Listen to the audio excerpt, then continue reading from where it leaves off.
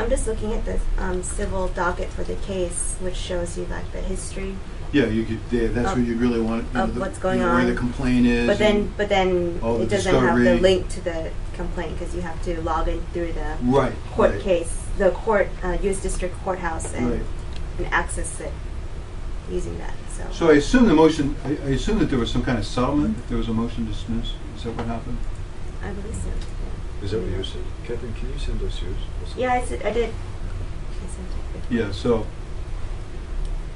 The last thing that happened. I mean, it could be that there was kind of, they filed suit. They the lawyers settled, and the DHS signed on to some sort of consent decree or some sort of agreement saying, okay, we're going to publish our rules by X time, and that could have been in the case. It could have been a court decision. Could have been a motion to dismiss. It could have been done in a bunch of different ways, but somewhere in there, DHS must have agreed to put out the rules so they can issue the visas. Because I mean, it's generally reported on it as if these people won their battle to get this visa program going, right? So some version of that had to be. I don't know what the details are. We don't necessarily need to know the details right now. Like I said, we're still mucking around trying to figure out what our story is. All right, Catherine, we're up to you.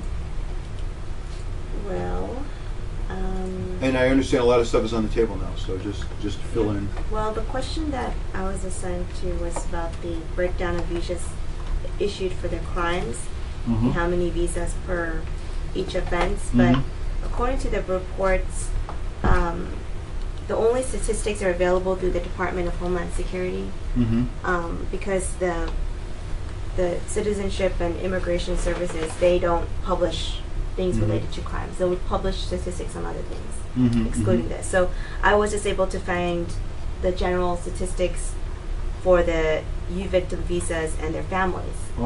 So I have it for their families, and basically for 2010, 10,000 were issued, and 7,800, about 78 was for their families. So an additional 7,800. So in other words, there were 17,800? No, the U visas are the victims themselves, and the 7,800 are for their immediate families. Kill you and your family. Yeah, it's like a tacked on. But I'm just trying to figure out whether there were 10,000 altogether, including 7,800 issued to families. No, in addition. So there's 17,800. Right, but they're not called U visas. They're just called related visas or whatever. Okay. They're called. Yeah, it's actually it's for another. For their family members, it's different. So they issued 10,000 visas. The 10,000 is for the victims themselves. Right. For the family members, there is no limit. There is no limit. There is no limit. Okay, good. That's an interesting fact. Yeah. So for the 58 out of the 5,800, about 2,800, the 2,800 additional visas were issued for family members. Okay. Interesting. That's an interesting. Is anyone yeah, so found? That's why I thought. So what? Because it's unlimited. Yeah. There is a limit for the victims, but there is no limit for the family members. Yeah. Now, I'll just lay out a potential theory here, and please don't think ill of me. I'm just asking questions, okay? What if you and your family, you know where I'm going? We think so. I think we had this discussion this morning. Did you have this discussion? That's what I... Well, finish. Go ahead. What if you and your family devise an elaborate scheme, okay? And you get, some family friend, to fake That's a what crime. I said. Fake a crime, and this person is not going to immigrate to the United States and can disappear somehow. It gets a little, because you're going to get a visa, someone's going to prosecute, and the United States is going to go to try to extradite somebody. So it's not nothing. I'm sure it's not easy to get away. But it might be. I mean, that's one of the questions. I mean, you know. So, but you set it all up, and you create evidence that you and your whole family are getting death threats, and you get 25 visas. So you already had this discussion. I mean, yeah. Well, that's why I'm saying, because it's unlimited. So I was. And only one. Maybe borderline cynical, but I'll try to step back into the healthy skepticism. Healthy skepticism. Right. So, but in order to look at it from one side, you also have to look at some plausible cases that might come to mind. So there is that possibility. Okay. Because if you're looking at the stats, there's 10,000, but there are 7,800, and obviously that's growing. So. Okay, and it could be any. It doesn't have to be. When I looked at the form that you signed to get a U visa, it doesn't have to be like something you think of as domestic violence, or it could also be something like perjury.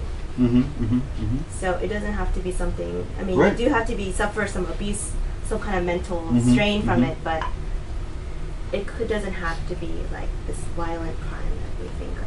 Well, and that was one of the questions. You know, maybe some folks' terrible propensity towards cynicism was prompted by my questions, because I definitely got there fairly quickly when I started to think about this story. Can you game the system? Okay, so it's certainly a legitimate question to ask. I mean, I'm now going to start to go before we lose the trains of thoughts we have. I'm going to start to ask questions that we need to answer. One of the ones that we haven't talked about, but I'm going to throw up here right away, is why the quota in the first place?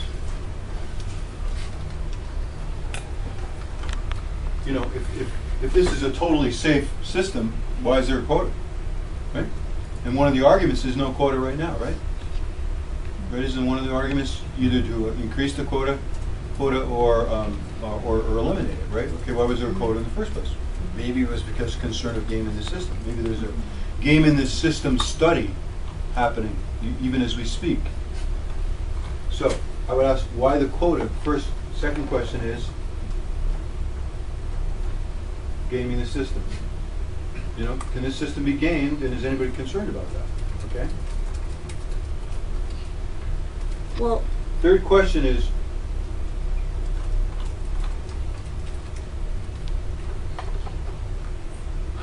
I'm going to ask, what's the crime? I mean, I know there's human trafficking, and I know there's drugs and illegal, and gangs, and what was the other one you mentioned, Catherine, just now? Domestic violence. There are all of these things, but was there a particular crime? Once again, sort of, this is the anecdote question.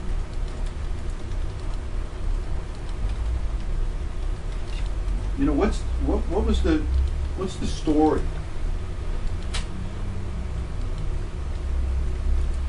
Okay. And then the one that we asked in the first place is the effectiveness. Seems to me like we do not have 2010 arrest numbers, gross arrest numbers. So we may not have an apples to apples. What is 10,000 U visas plus 7,800 families produced in terms of this, these numbers? It doesn't look like we have 10,000 2010 numbers yet. But you also have to be careful comparing the numbers, because according to the report, some of them that were approved for 2010, among the 10,000, there are reports that were filed from 2007 and 2008. So it's not that you can say that. You might not be able to do apples to apples, and I think that's. But we have to ask someone to provide some measure of effectiveness. That is a question we affectionately call in the newsroom a "when did you stop beating your wife" question. Okay, which produces news either way. Okay, the "when did you stop"? I'm using all these American idioms. When did you stop beating your wife? Is you can't really answer that without incriminating yourself. And you can't. So the question is, you know, what's your measure of effectiveness? You just went from 52 to 10,000. Okay, what's your measure of effectiveness? That's helped things. Okay. We're trying to make one up, you know, from statistics, and you know there might be problems because cases, you know, last longer than a year, and there's things in the pipeline, and you know you can't get it. We can't get it apples to apples. Can you get it? You know, you're smarter than this than I am. Can you get it to apples and apples? It's a story either way. No, you can't. Yes, you can. Okay. Yes, you can. 10,000 visas produced this much effectiveness. That's a good story, right? Okay. 10,000 visas and we don't know how effective is a good story, right? Especially since you want to go to 20,000 visas or unlimited visas, and you don't know how effective these are. So so what is the effectiveness and how can you measure it? Okay. So these are the questions that we have so far. These are the people we're looking at so far. We still haven't found the lawyer, right? Who's the lawyer here?